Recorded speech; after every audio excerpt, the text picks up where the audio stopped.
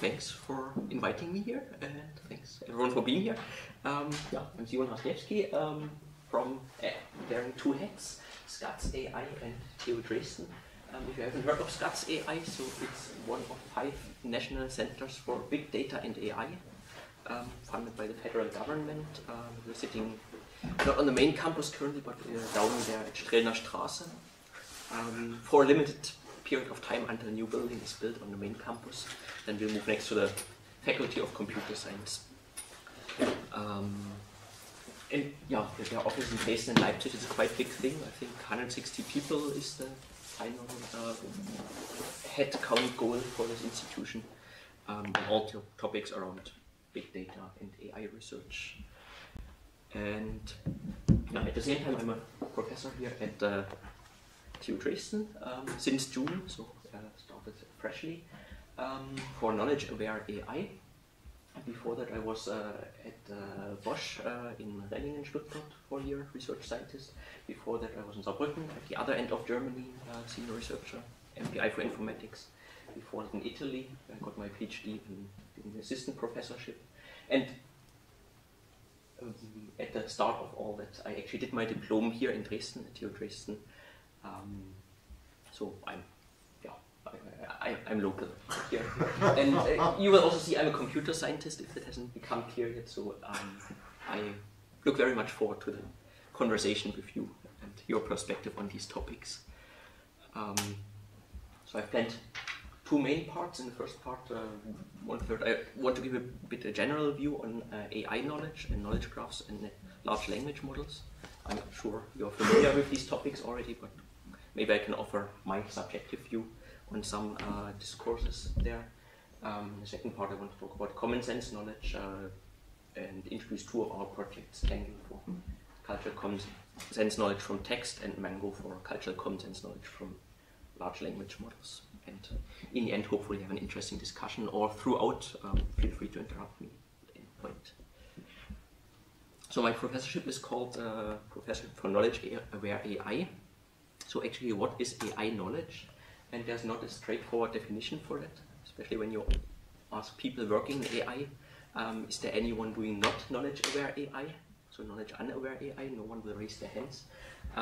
But if one looks a bit in the definitions, one key point that frequently surfaces is the use of broad world knowledge as opposed to task-specific knowledge, which usually only for one task you train your model there, and then the next task you cannot reuse the knowledge, and so on. And so I want to talk in the first third of the talk about 2 pillars of AI world knowledge, namely knowledge graphs, which are the symbolic, more traditional approach to AI knowledge, and then the recent topic, the large language models, which have also shown to be very proficient in general world knowledge and in transfer. So actually, if you go some years back, you can find something that's close to knowledge-unaware AI. So this is a mock of the Google search engine 15 years ago. If you ask that, Kästner born where, then the traditional way of data access looked like that. So you would get these results 15 years ago. In der Gemeinschaftspraxis unter Wellenborn, Fachherz, in Andrea Kästner. There's a lot of medical information here. You know how information retrieval works. What happens here? So it's doing a string match. Kästner as an query. Kästner is here. Kästner is here. Probably here further down is here is again Fachärztin Andrea Kästner. So the Kästner is being matched. The Born is also matched here to Unterwellen Born. So obviously that's not the intent that the user had here with this query. So from today's perspective, we can call it knowledge-unaware AI. So how does the query look today? We see the 2 pillars of AI knowledge here exemplified when we go to something like Google today. So with AI knowledge, if we issue this query, on the one hand, we get this kind of answer. And there are 2 different parts to the answer. The first is here at the top, a structured answer retrieved from the Google Knowledge Graph. So what the search engine does in the background, it maps Kästner to the entity Erich Kästner. It maps born to, and born where, to place of birth, which is a structured predicate in the knowledge graph, and then it retrieves the object value for the subject predicate people, which is Dresden. So that's the structured knowledge side, symbolic knowledge. And then here in the bottom, we actually see the other pillar of AI knowledge, namely LLMs at work. So it retrieves with some embedding IR method, it retrieves this paragraph from Wikipedia, and then the system is able to say, okay, where in this text is the answer, which 10 years ago wasn't easy at all for AI, so the answer is here in this segment. So that's where neural knowledge or large language models come into action. And just to give another example, so what this AI knowledge can look like. So when we issue this very short query, Kästner Awards, so again, it's not obvious, but the mapping is from Kästner to Erich Kästner, and then from the knowledge graph, we retrieve much more fine-grained information. We retrieve a list of awards, but we also retrieve information in which year the award was granted, for what the award was given. We can pivot here by the type of artwork for which the award was granted. So all this is powered by structured knowledge in the background of the search engine. And so in a general bird's eye view, there are three big pillars of AI knowledge: the web contents, the text of the websites, the knowledge graphs, which contain structured knowledge, and the LLMs, which contain the sub-symbolic latent knowledge. And these three pillars interact heavily. So these are just some keywords. We are of course training LLMs on web contents. We can interface knowledge graphs with LLMs via tool techniques. Knowledge graphs are often built by using info boxes from the web content and so on. I'll not go into all these details, but these three pillars are connected, so it's not that they are built independently from each other. And I want to spend a few slides on knowledge graphs. So what are knowledge graphs? Are you familiar with the concept? Much, little, not at all? Good, yeah. So knowledge graphs, we put it as KGs or KBs for knowledge bases. In the basic form, store subject, predicate, object treatments about entities. So for example, here Erich Kästner is a writer. So Erich Kästner has the type writer, or writers are artists. So this is also called taxonomic knowledge. Knowledge graphs store textual knowledge. So Erich Kästner was born in Dresden. He wrote the screenplay for 2 times Lotte, Das doppelte Lottchen. And there's also a lot of tail knowledge in that popular big knowledge graph. So for example, what's the aspect ratio of the movie, or what kind of camera used what kind of tubes in the, I don't know what, 1950s when this movie was drawn, filmed. And history of knowledge graphs in one slide. So the idea actually dates back to pre-digital computing times, 1945. There was a visionary researcher in the US, Vannevar Bush, who had an electromechanic vision of a device, basically in a desk, which could interlink, I think, microfilms, which stored knowledge. And then the serious attempts in computing started in the 1980s with a project called Psych in the US, where people manually wrote down these kind of logical rules. And also in the 1990s, WordNet was the second large project where linguists connected terms initially in the English language in a taxonomy and with other relations like antonyms, synonymy, and so on. That is already in use here today, the word nets. Yeah, they're heavy use. It's a very popular resource in linguistics. And around 2000 we had the Wikipedia revolution. So these were small-scale projects by a handful of experts. Suddenly millions of people were together curating knowledge, which was not primarily in machine-readable format, but mostly running text. But there were some parts of Wikipedia which are actually machine-readable. So there are 2 big projects started in 2006, DBpedia and Yago, which basically harvested or scraped the structured parts of Wikipedia and turned it into knowledge bases. Around the same time, people will build large-scale manual knowledge base in a project called Freebase. And then 2012, Wikidata, now the most popular, most used public open knowledge graph emerged. And nowadays, you find knowledge graphs at almost all major tech and knowledge companies, often closed source for internal use, but they're in widespread use in the industry. And they are big, so Wikidata, there's thousands of contributors, millions of items, over 1 billion statements. These knowledge graphs are used extensively. Also, Wikidata is used by industrial players extensively for search, recommender systems, question answering. We normally don't know what these industrial players are doing unless they make mistakes. So, a few years back, there was this headline. Siri thought the national anthem of Bulgaria is Despacito. And you can nicely still today go to the Wikidata item of Bulgaria and then in the version history look for an edit where someone vandalized the article, replaced the anthem with Despacito, and Apple just imported it without further filtering. And so for several hours you got this result, so you could clearly see where they get their data from.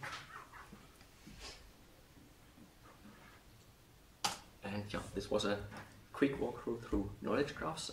I want to spend some minutes on large language models, which are of course the topic of the time. I'm not going to give an extensive overview, but my subjective perspective. So one perspective is there a lossy compression of gigantic text corpora. And what I think is the most smart aspect, they're building on a chain of innovations. There was a Turing Award just for some of them. But the most clever aspect, in my opinion, is this idea of self-supervised training. So basically, by randomly hiding words in a text, you automatically get incredible amounts of training data, which were not available before. So in machine learning, the classic problem is you need training data, so input-output samples, which are traditionally curated manually. So someone writes for a given input what is the desired output, and that doesn't scale up. But with this self-supervision, you just take text corpora as they are on the internet, you randomly put a black mark over them, so the model doesn't see them anymore. Now the task that you train the model on is given all the surrounding text, predict which word should go in these black spots.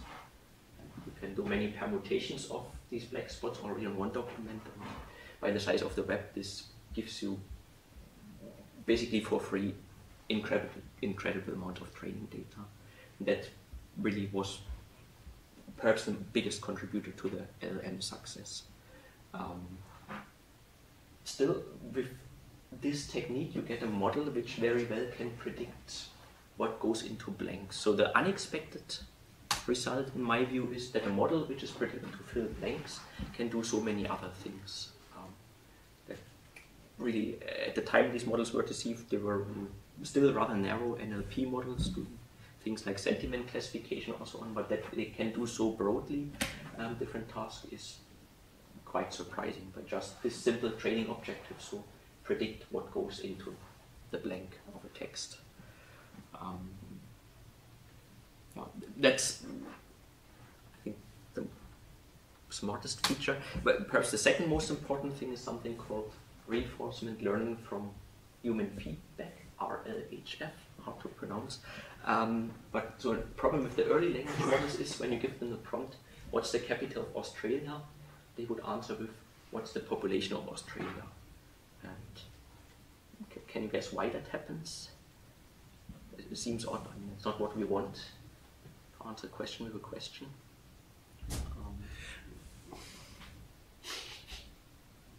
Any guesses? Do you have any idea about it? Yeah. Maybe these two questions were frequently posed together, so it expected the next question.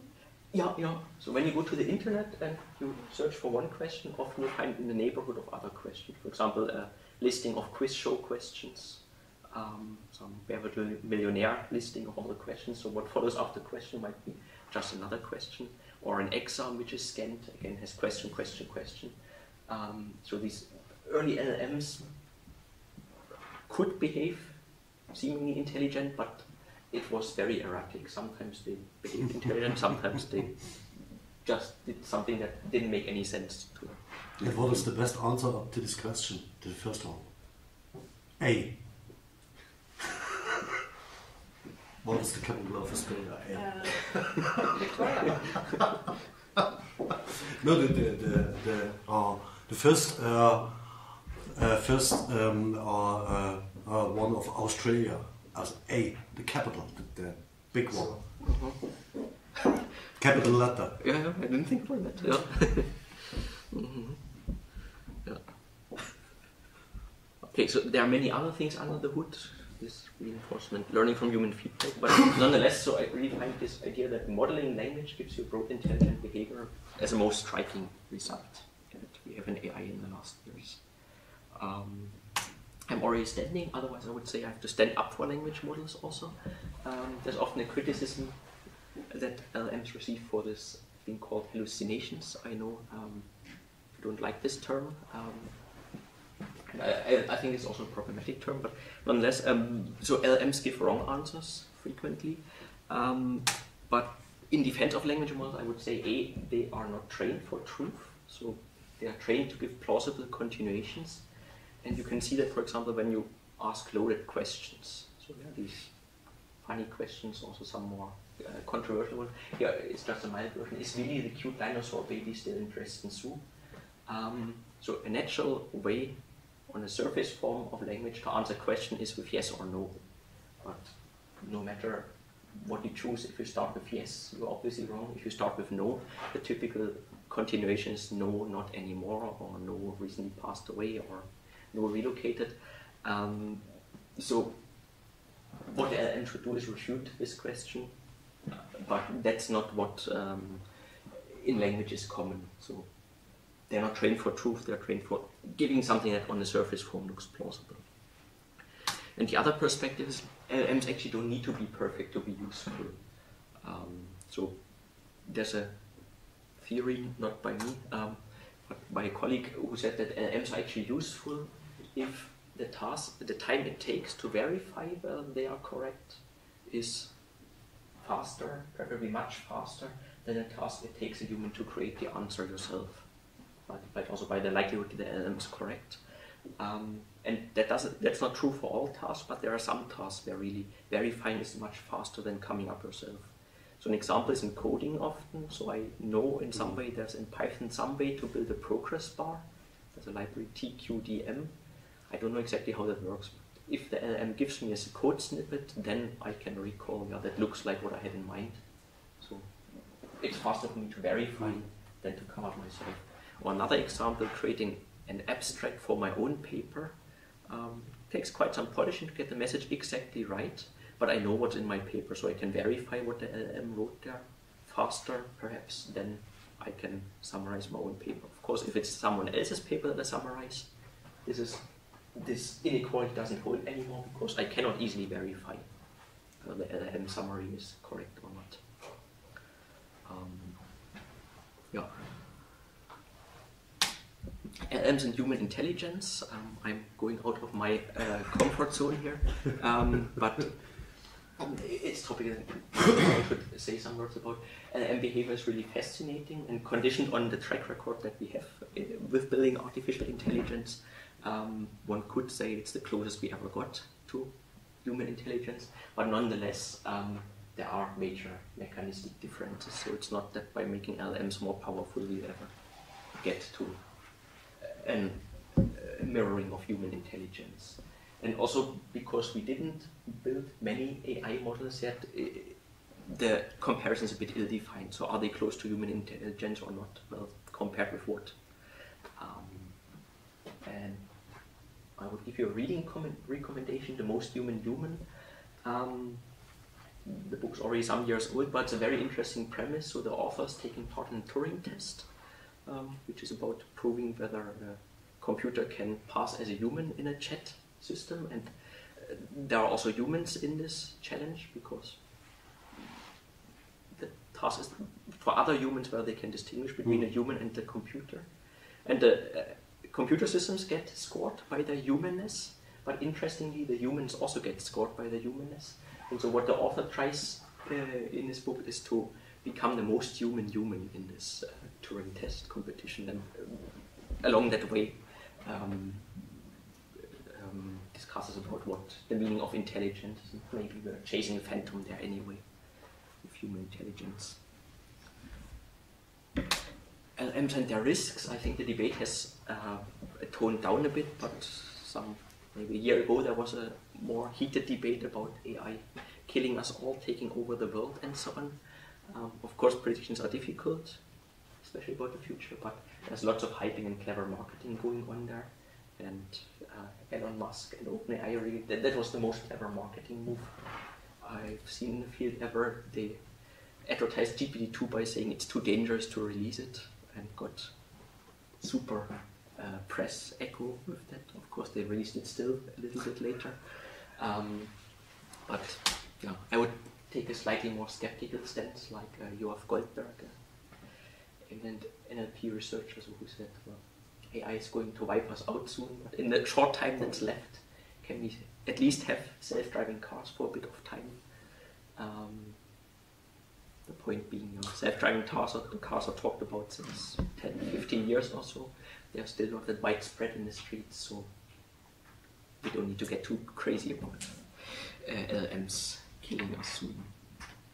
And it may sound like a conspiracy theory, but this discussion of this far away risks may also be a distraction from the real problems today, which could be in the interest of these big tech companies so that they don't get tighter rules on their systems today, rather to channel the debate on this far off risks.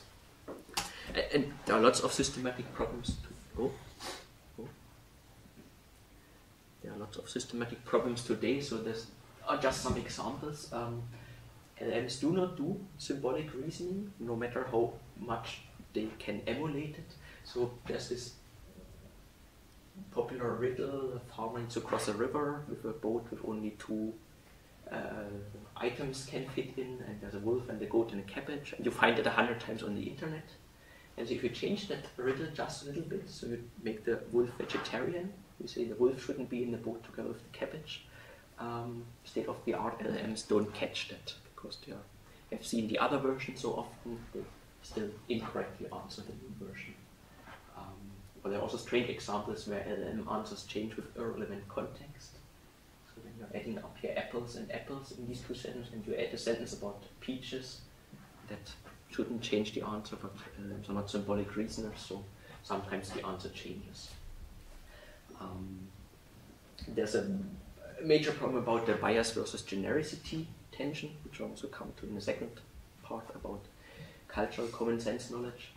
Early LLMs were overly biased.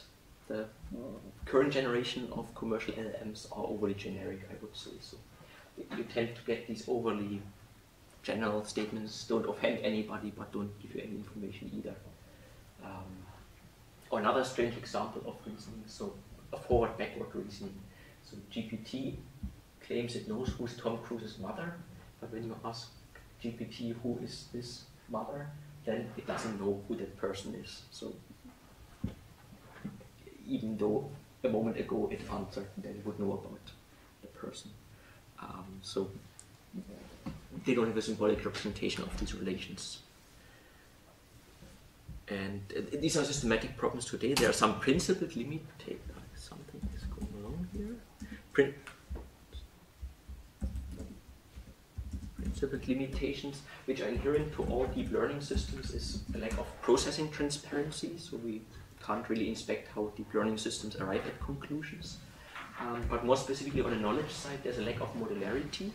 So there's no reliable way how we can add one piece of knowledge or remove one piece of knowledge from these LLMs. And we can't easily even inspect what's in there. So the traditional knowledge base like Wikidata has a finite set of statements. It's 1 billion or so, and you can inspect all the 1 billion, or you can inspect the 10,000 triples for Germany or something. But for an LLM, there's no equivalent. So you cannot enumerate all the things that are there. Which brings me to the conclusion, we need both approaches. And yeah, I think it's a good time to take a break. Are there questions, comments, concerns up to here?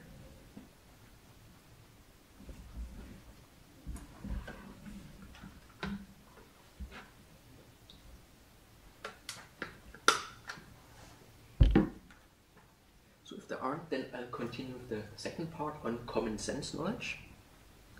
So this is motivated by cultural blunders that today's LLMs make. So if you take this example, I gave this towards a delegation from Taiwan. It was, no, that's a Japan example.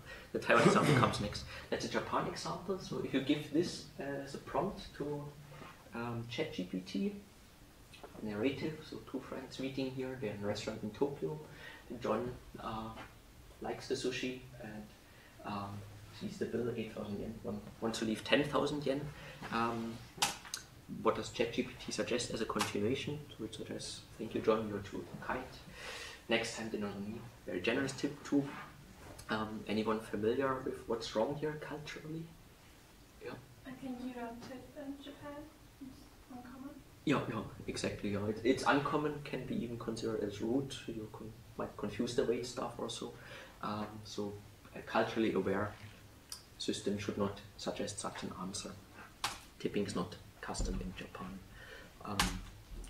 Here's another example from Taiwan. So Anna-Marie is visiting her friend Jan Hong in Taipei. Wants to buy some gifts. Jan Hong suggests to go to a local market. Go and most busy, Anna-Marie wants to go at 2 p.m. in the afternoon. ChatGPT says perfect. That's a good time to go. But what Taiwan is famous for are the night markets, and if you want to see the real life at the night market, you don't go there at 2 p.m. No, that's what these night markets look like. What are the reasons for these cultural blunders? So there's actually several reasons why LLMs make that. First is an unintentional reason, so the bias in the text corpora. So these popular LLMs are trained on predominantly English language text. And even if it's not English language text, then still Western content creators dominate. So these text corpora convey a certain worldview, which is then reflected in the LLM's behavior. But it's generally an unintentional reason. Then there's an intentional reason actually. I mentioned already this genericity bias tension. So early LLMs were overly biased. So typically now there's an explicit training goal that LLMs should not make so biased statements. So for example, you include examples where you only change the gender of the person and then train the model to not give a different answer based on the gender. Or you change the nationality as only a variable and so on. And in this way, yes, you de-bias the model's behavior, but if you do that too much, then you get rid of all cultural knowledge. And the third component are system prompts. So nowadays, this happens directly at training time, but a while back there were long system prompts where the LLMs were told how to behave. And these typically also intentionally discourage stereotyping. And there's a way out of this cultural unawareness. It's a paradigm called retrieval augmented generation, or RAG.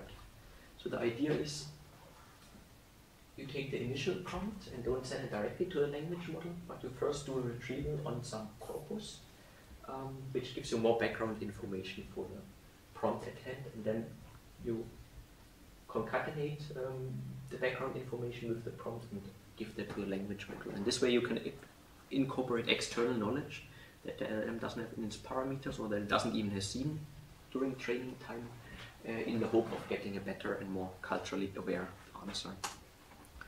And this is even a standard nowadays for models like GPT-4, so the web interface of GPT by default does this retrieval augmented generation on websites. The problem is it's not easy to find helpful cultural content on the web, and by doing this live, so at query time to the web, you're losing the control because you can't limit which websites the web search will visit. You can't filter them before. And so the alternative is to use dedicated repository of common sense knowledge, or CSK. And transitions. This is a long-standing topic in AI research. So CSK construction, common sense knowledge-based construction. Or since the 1950s, people want to embed this common sense ability in AI systems. So that's long before large language models. I already mentioned the Psych system from the 1980s. ConceptNet is a system, a database somewhat similar to WordNet, but more on the common sense storage side, which is probably the most popular resource nowadays. There are also early approaches on prompting language models for getting this cultural knowledge directly out of them, although they didn't give a high enough quality. So this is an example from ConceptNet of cultural knowledge. So ConceptNet knows where you can find an elephant in the circus in Africa, in the zoo, or in India. It knows some things that elephants can do, so they can carry a trunk, they can lift logs from the ground, they can lift trees, remember water sources. But this resource is hand-built, so with crowdsourcing. It's very incomplete. So for example, ConceptNet doesn't know that you can find elephants also in Thailand. ConceptNet doesn't even know where you can find giraffes anywhere. It's very idiosyncratic.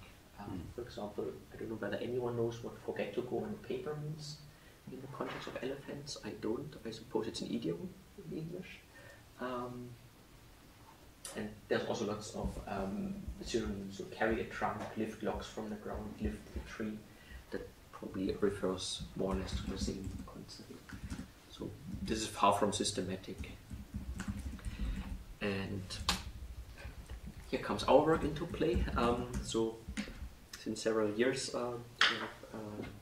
several students, we are pursuing automated, high-quality, cultural, common sense knowledge-based construction as a goal. And I want to present in particular two projects today. So CANDLE, which stands for Cultural Common Sense Knowledge at Scale, and MANGO, a method for cultural common sense knowledge distillation. So the first project uses text as a source. The second project uses LLMs themselves as a source for common sense knowledge. And we'll see the different pros and cons of these two approaches next. So how can we mine cultural common sense knowledge from text? Let's start backwards. So these are the kind of assertions we are interested in here for nationalities and for occupations. So it's basically short textual phrases which refer to some facet of culture. We've manually defined here a set of facets: food, drinks, traditions, clothing, behaviors. We've collected lists of the major countries in the world, most prominent occupations. Then we're trying to find these short sentences which basically describe typical behavior or typical attributes of these cultural groups. So for example, that tofu is a major ingredient in East Asian cuisines, or why lawyers wear suits, or what firefighters actually, they don't do it that often. Most of the day, I think they're just rescuing cats or so, or sitting in the station.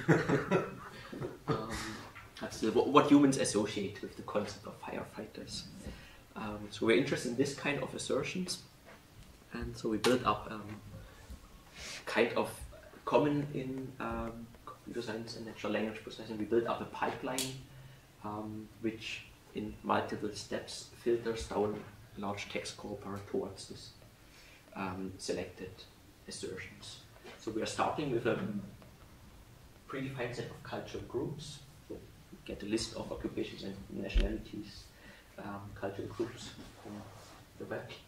We use a large text corpus, so the C4 corpus is a corpus based on common crawl public web sites, down-filtered by Google for quality, containing millions of web documents. And basically we detect for each sentence in this large corpus whether it contains any of the cultural groups we're interested in. We do a quality filter on these sentences. We classify into which of the facets of culture it belongs.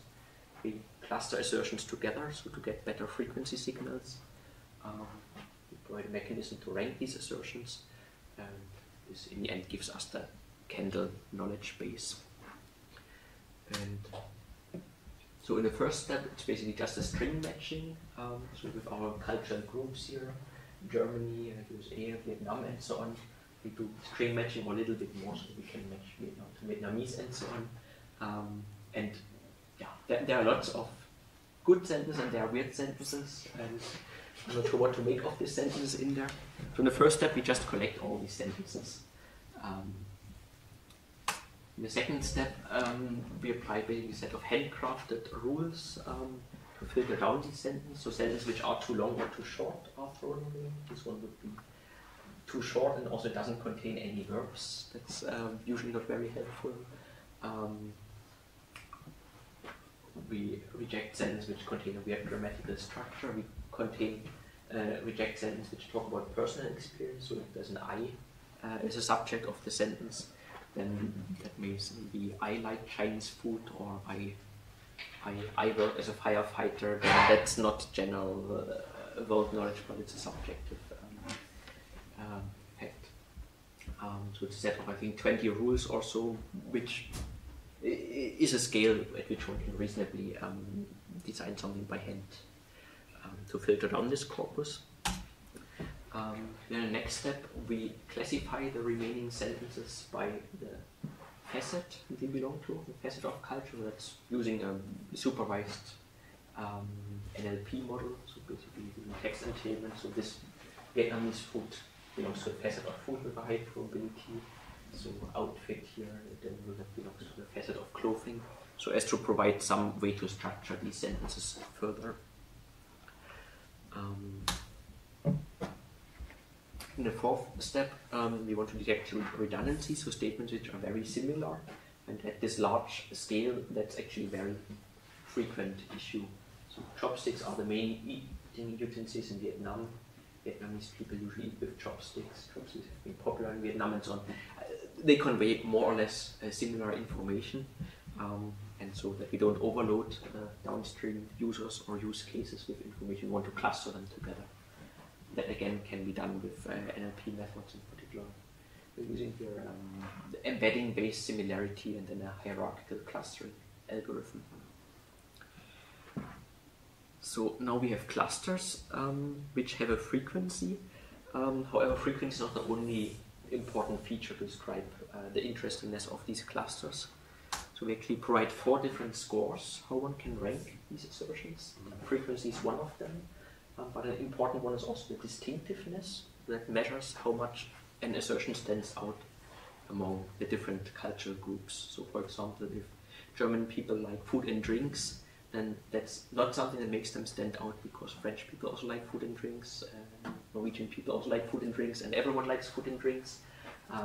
So that's an information theoretic concept of inverse document frequency. Specificity is quite ad hoc, but works quite well. So just look at the number of nouns in the assertions, or the fraction of nouns. These assertions are usually more specific compared with those that contain many verbs or stop words and so on. And then the domain relevance to say how much it really falls into one of these domains. And then we combine these scores basically just by averaging. And this is a sample screenshot from our resource. So you can go to this website, canon.mpi, mpg.de, and inspect the resource. And so for Germany, these scores are normalized. So the most frequent statement we observed here is Oktoberfest is a German festival celebrating beer, food, and music. And yeah, many other statements here. Currywurst is here, Bratwurst is here. German food is good. That's a statement which is very low in distinctiveness, because it doesn't really make Germany stand out.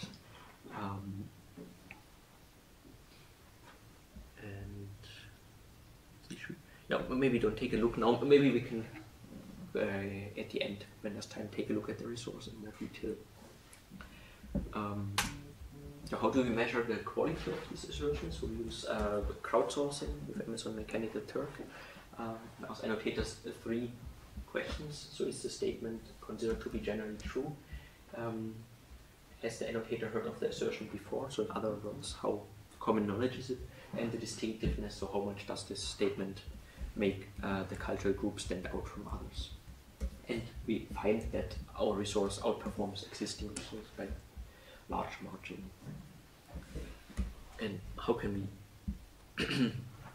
how can we use this knowledge? So LLMs can be used for question answering tasks. That's the standard knowledge. So we can go to a language model and give it questions. So what's the appropriate color to wear in a Hindu funeral? And GPT-3 at the time of testing would answer black, which is actually the incorrect question. So apparently the correct color to wear at Hindu wedding is not black. And we can use now this paradigm of knowledge augmented LLMs, or retrieval augmentation, to insert the knowledge from our knowledge base into the prompts. So if we take this question here and we do some similarity search in our knowledge base, we will find these two statements that are in the embedding space most close to the question. And well, this one contains the answer. We can use where white to indicate morning. And now we can, after having retrieved these statements, we can prepend them to the actual question that we want to ask to the LLM. And now, with these statements prepended, GPT-3 gave the correct answer, namely white. And of course, that's a hand-picked example here where this works, but we do a quantitative evaluation over a larger set of questions, and we find that consistently here in orange, with our knowledge in the background, the accuracy of different language models improves compared with the setting where in blue, where we don't use the external knowledge from our knowledge base.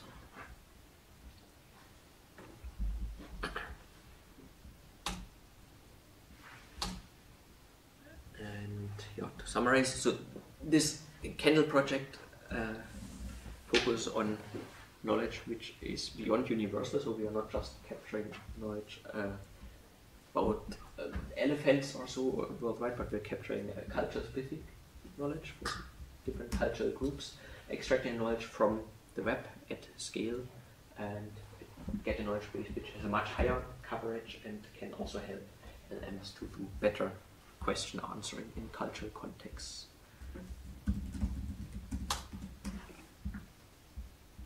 Are there questions about this project?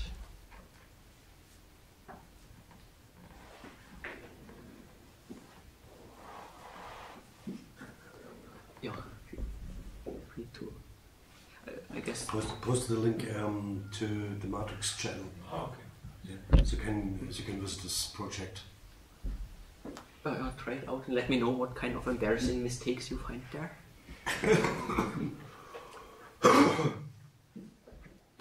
Was a little bit tricky to copy the URL on the slide before, but here it's okay. Okay. Oh. Posted it 3 times wrong. Well, let's take a short look before moving to the next part. Should work. So,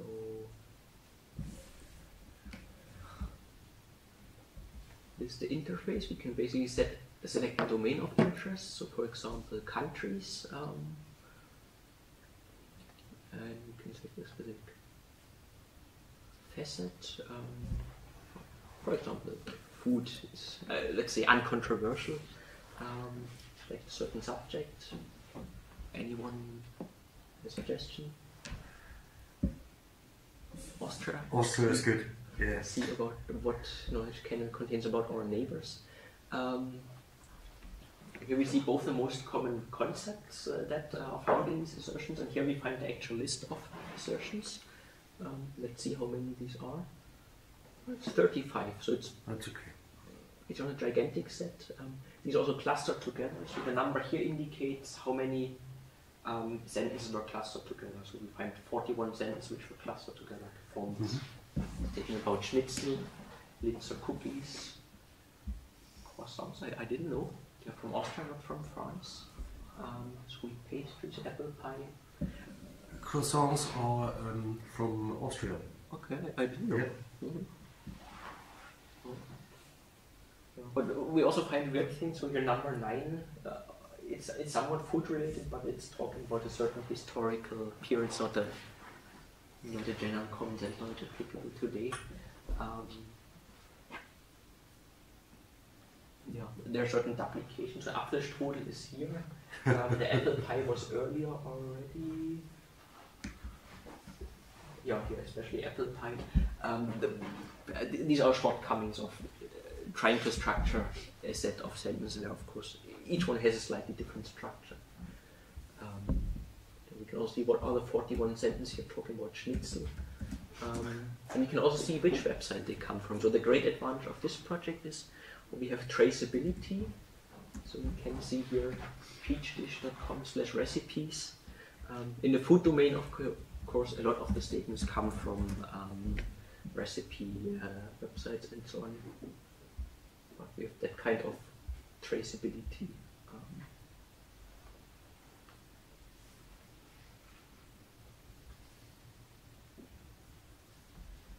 Want to see something else? Maybe let's take religion. So that's the more of a minefield. Rituals. Okay, let's take basic. The mainstream religion. The concepts might already be informative on themselves. So for Hindu, Guru, Torah, and Jain. So what are the concepts that matter in this domain? The turbans are a symbol of their faith. Second one is actually also about turbans.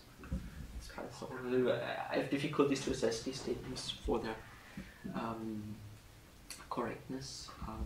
But that's at the surface form what it looks like. Again, we have these different scores here. So, for example, saying how distinctive a statement is. So, what actually has a low IDF? Let's see. Most of these statements are very distinctive. Maybe 6 are very different. Let's see. What's a low distinctiveness statement? Okay, Diwali here. That has a low distinctiveness. Apparently, it's shared by several other religious groups. Yeah. So much for now on this resource.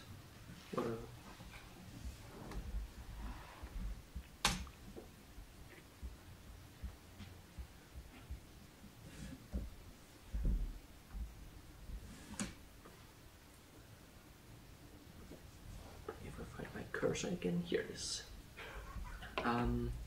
Okay, now let's move to a second project, Mango, Cultural Common Sense Knowledge at Scale from Large Language Models.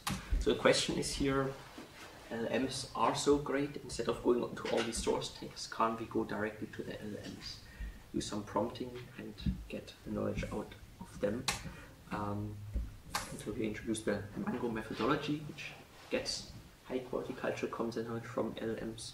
We produce a large resource, larger than the previous one, 100,000 assertions, 30,000 concepts, 11,000 cultural groups. In a project before, we had to manually define these cultural groups, so now we are mining them from the LLM. And it gives us a much larger scale. And again, we have an extrinsic use case where we show in intercultural dialogues that we can improve the existing LLMs by inserting the knowledge from our Mango knowledge base. And an interesting bit is here, Mango is built from LLMs, but we can still improve LLMs with it. So it might appear a bit cyclic, but it links with some insights in chain of thought prompting. So by giving the models more computation space, so allowing them to do more computations, the answers get better. So methodology works like this. We start with a small hand-defined set of seed concepts, which we take from ConceptNet, a small set of seed cultures, which we take from the previous one, from Kendall, and we prompt the LLM with very specific prompts, either with a concept or with a culture, get assertions out, which give us new cultures, with which we can go back to LLM, or we get new concepts, with which we can go back to LLM. So we can iterate this process and discover new cultures and new concepts in several loops for a certain number of iterations or until the process converges. Then again we do a clustering to get frequency signals, and we get our Mango collection with ranked assertions. And to give an example, so if we start with one seed concept here, dream catcher, so we go to LLM, and will give us with a certain prompt a certain set of assertions. So for the culture First Nations in Canada, dream catchers are believed to protect against bad dreams. And for the culture Africa, dream catchers are not commonly used or recognized in there. And if we haven't seen the First Nations in Canada so far, then we can extract them as a new culture now and can now go back with this new culture to the LLM, closing the loop and discover new statements for First Nations in Canada. So if we start with a culture, the same process. We start with Thailand, go to the LLM, get a set of statements for Thailand, and we also get, we're always prompting in a way that we get contrasting statements. So we get for the same concept something that holds in Thailand, and then we get a contrasting statement. For example, floating markets are not common in Europe or seen as something rare in the Western countries. And now now we've started with a culture, and we've discovered the concept floating market. So now we can use the floating markets to go back to the LLM and again query new assertions about the floating market, and so iterate this process. And here are the actual prompts. There's a lot of prompt engineering in this work. I think it's not overly important to know what they exactly look like, but for reference they are in the slides. But yeah, it's pretty human readable. So you're a helpful assistant that writes culture-specific assertions, and the key is basically we are giving contrast pairs. So we say cars are important in the US and Germany, but they are luxury in poorer countries.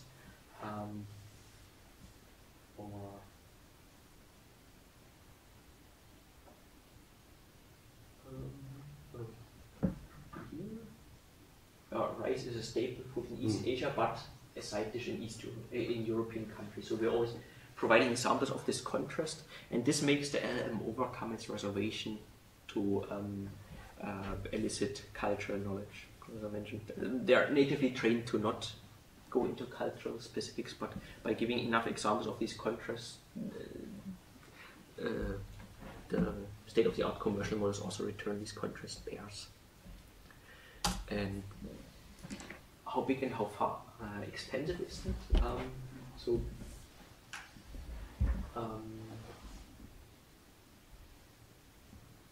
In the end, we get 500,000 assertions before clustering. After clustering, it's 167,000 assertions. And it takes us basically $70 API costs to get these assertions, and another $40 to cluster these assertions, which is at this scale a quite surprising result with the largest commercial model available at the moment. And again, we did a human evaluation about the quality with the same metrics as before. So now we are comparing with Kendall, our previous work, and also two other works here. So cultural relevant, are the statements actually about cultural knowledge? Stereotype avoidance, so is this not an overly stereotypical statement? Also here, this result is best, perhaps because the LLMs are trained to avoid overly stereotyping. And these two dimensions are generally in tension, so the more cultural relevant you want to be, the more you fall into stereotypes and vice versa. And where the Mango resource stands out in the number of cultures, so before there were these handcrafted 400 countries or occupations, and now we suddenly get 11,000 subjects for which we have statements. And so what's in there? So here, for example, what are the most common concepts? So there's a lot about family, hospitality, family structure, marriage, gender roles, and so on. These look on a surface level. I'm not a humanities scientist, but to me this looks like quite covering important aspects of culture. And we can also see what are the most well-covered cultural groups. Unsurprisingly, Western world, the US dominate, but also Japan, India, not that bad. And course, we also get quite long tail statements, Amazonian tribes or Inuit communities, for which we still get some statements with this approach. Sorry, but you have T on the second place. Good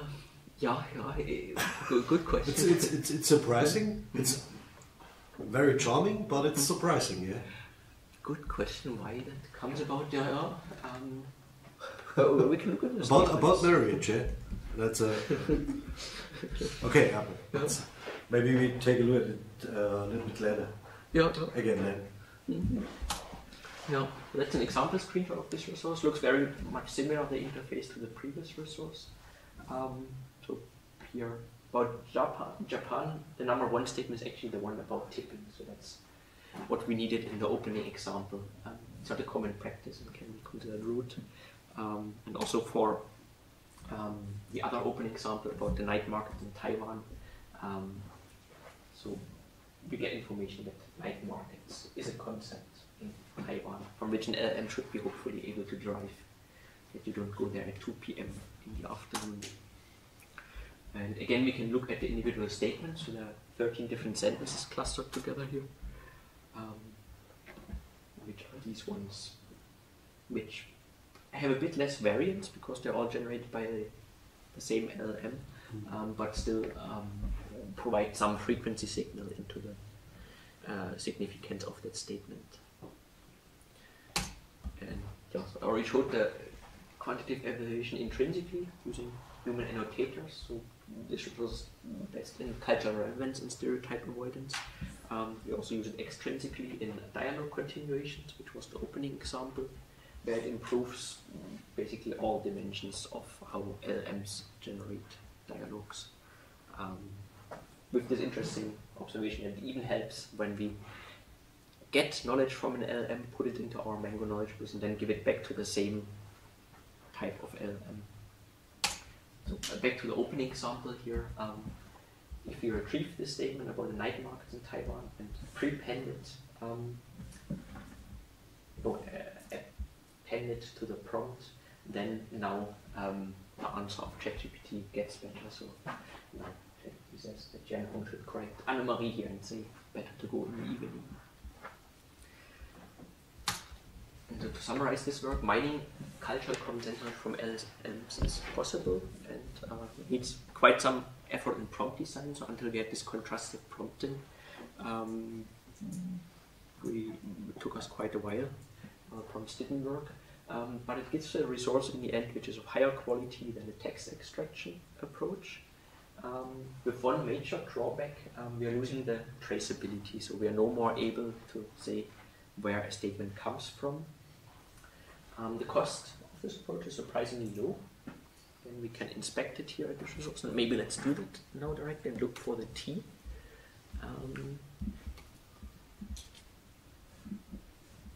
So here we can search for specific concepts. Let's get all the assertions for T. The concept T has 352 assertions. What are the countries or the cultures which are most associated with T? Okay, China, UK, Japan, US, British culture. Looks plausible to me. I'm not a T expert. Yeah, then these are the kind of statements that we actually get. T is a staple in British culture. T ceremonies are highly ritualized.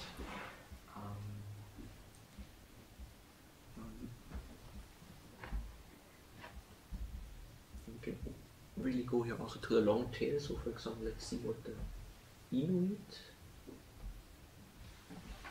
assertions are.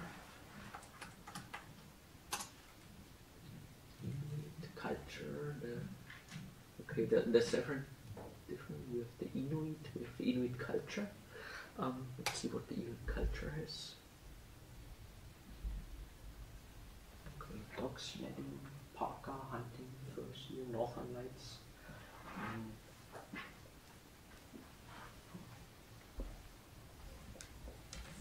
Looks on a quick glance plausible, but of course we need to take a much deeper look to assess it.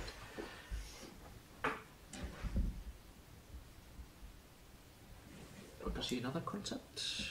Gotcha. No? Maybe later. Oh, then let me move on. Discussion and outlook. So, one major problem, ethical question is here: whose worldview these resources actually capture? So, ours is a very pragmatic approach. We take what's available on the web, or the LLMs that are there.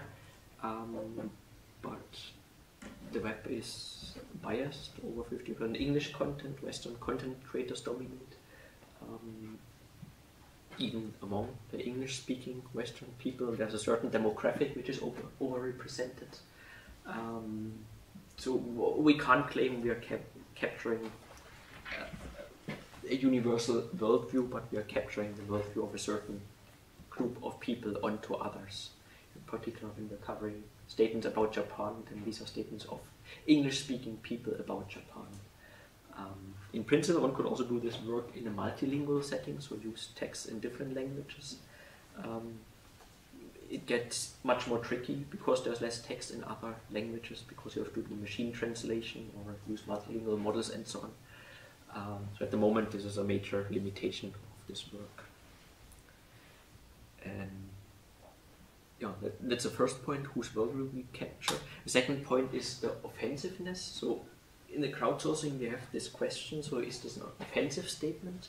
And the really offensive content is tiny by these approaches, so in the order of 1%, which is part due to us using LLMs, which are already trained to be not offensive, which is using two text corpora, which are pre-filtered by Google to be not offensive. But this pre-filtering loses cultural information. There's some paper which discusses, there's a certain bad word filter that everyone uses, but that doesn't really have a formal grounding, and which apparently especially discriminates against language from, for example, in US, from the black community.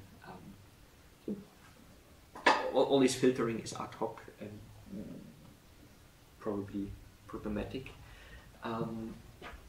And our assertions are statements about groups of people, which in some way any statement is to some degree wrong. Whenever you make a statement about a larger group of people, it can't be right for all of them. As a computer scientist, I would take more the pragmatic view. All models are anyway wrong, but at least we build something useful. But of course, one should look beyond the horizon. And in particular, by collecting these statements, there's a risk that we exacerbate stereotypes. We have some hedge word phrasing in don't use this resources in production. This is the worldview of US internet and so on, but of course that provides little protection against who used the data in which purpose. And I think a more linguistic or philosophical question is even what is actually offensive. So we have this formal question, is it offensive, yes or no, but it's not a binary concept, it's obviously a continuum with no clear separation. And for example, positive stereotypes, I had a friend from Brazil who was actually offended by that everyone asked him again and again, do you play football? So also positive stereotypes can be annoying. I don't have a good answer on what to do here, but we are certainly making statements about groups of people, which is not necessarily right. Another point is a comparison of text as a source versus LLMs as a source. So LLMs win actually most points. We find that LLMs give us more knowledge at better quality, with the slight reservation that we're using a commercial LLM, but we're using an open source text, and we don't know what the commercial LLM is trained on. So GPT, if they would disclose their text corpus and we would work on that, maybe we would get similar good results. But as it currently stands, commercial LLM versus open source text, the LLM wins. In particular, the LLM can generate much more content and has to do induction or interpolation. The LLM is simpler to use overall. So with the text, we had a lengthy NLP pipeline, which was compute heavy and so on. with the LLM. It's much cleaner to program and faster. But a big point where the LLM approach loses is the traceability of the statement. So you have no way to trace the statement back to any kind of source. Whether the LLM ever saw that or whether the LLM made that statement up, that's not decidable. There are a wide set of open issues, so typically groups are related, so we are treating at the moment each group independently, but for example, Estonians can be considered a hypernym of Baltic people, hypernym of Europeans, or we could do some more latent clustering of these groups, and that could help us to fill in gaps. So for example, for long tail groups, if we don't know something for Estonians, but for Baltic people, maybe with some probability we could transfer the statement. And spatial or topic relations could help us identifying outliers. So if the Estonians are the only ones among the Baltic people who don't have a certain property, then maybe that's especially noteworthy or indicates that something is just incomplete. We could also try for the LLM extraction, which had so many advantages, to do some post hoc grounding in text.